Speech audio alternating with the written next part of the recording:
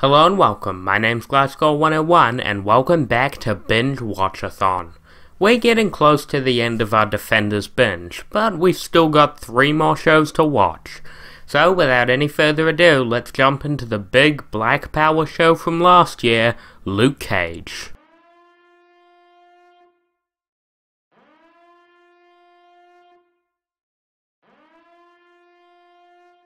Luke Cage is hard to talk about without mentioning everything at once. So let's start with the plot. Luke Cage is an indestructible ex-con who just wants to keep his head down and live a normal life. But when gang violence erupts in his area of Harlem, he steps up to take it down. Things get out of hand when the criminal element of Harlem tries to frame Luke for murder and assault against police officers. Now Luke must clear his name, both from the law and in the eyes of the people of Harlem. There's a lot of good stuff here, and I think this is the closest any superhero show has come to the city rallies behind hero cliché so many shows and movies have tried recently. Harlem rallying behind Luke as a strong, wrongly convicted black man is very well done. But there's one main flaw, and I think this flaw sums up everything wrong with Luke Cage. Throughout the season, Luke becomes Harlem's hero, gets framed, and then regains Harlem's trust, all within 13 episodes. This works okay, but it also feels like it's a bit rushed. This show simply feels like 2 seasons were crammed into one. If Luke's rise to becoming the big hero of Harlem had happened over this season, and then season 2 had been about the framing and downfall, it would have been so much better. That's the real issue with Luke Cage. It doesn't take enough time. The villains, for example. There's 4. Cottonmouth, Mariah, Shades, and Diamondback. Cottonmouth emerges in the first half of the season as the big bad, and he's so close to being good. As Cottonmouth was being built up, I was waiting for that one scene that cements him. That one scene that makes me think, this guy's our villain. This guy is really gonna fuck with Luke Cage. And just when I thought it was about to happen, he dies.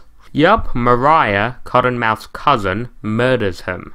And she, Shades, and the real big bad of the season, Diamondback, take over as the antagonists. And it almost sort of works. This goes back to what I was saying about how it feels like 2 seasons being smashed together.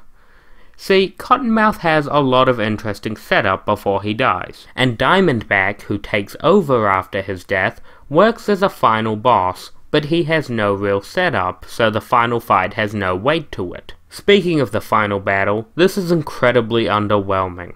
Diamondback just puts on a supersuit and it suddenly puts him on Luke Cage's level. What I expected to happen was Cottonmouth to eventually get powers somehow to put him on Luke Cage's level, but instead we're left with a different villain who's had no build-up and doesn't even have powers of his own. It is such a rushed climax, and it's very disappointing because there's so much of Luke Cage that works. But the climax is so rushed to get to the Defenders setup. Alright, let's move back to what works. And what works?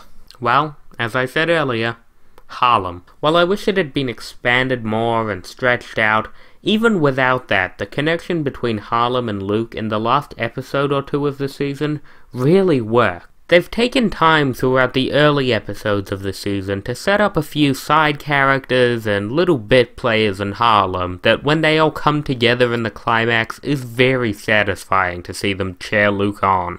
So many superheroes, Flash, Superman, Captain America, they all have connections to their cities or countries. In the comics, this is such a prevalent cliché.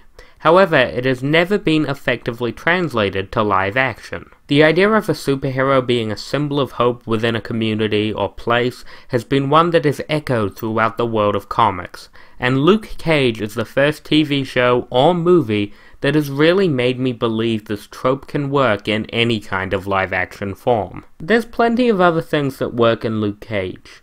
The characters are strong, Claire and Luke's relationship worked a lot more than I expected, and there are some fun twists and turns along the way.